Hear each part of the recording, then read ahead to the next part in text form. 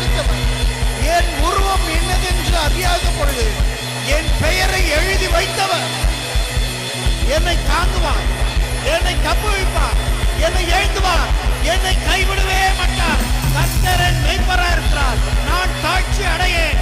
அவர் என்னை புல்லுள்ள இடங்களில் வைத்து அமர்ந்த தண்ணீர் அண்டையில் என்னை கொண்டு போய் விடுகிறார். அவரை ஆத்துமாவை தேற்றி தமது நாமத்தின் நிமித்தம் என்னை நீதியின் பாதையில் நடத்துகிறார். நான் மரண இருளின் பல காட்சிகள் நடந்தாலும் பொல்லாப்புக்கு பயப்படவே மாட்டேன்.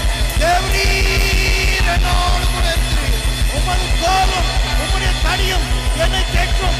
என் சத்துருக்களுக்கு முன்பதாக நீர் எனக்கு ஒரு பந்தி ஆயத்தப்படுத்தி என் தலையை என்னையால் அபிஷேகம் பண்ணுகிறேன்.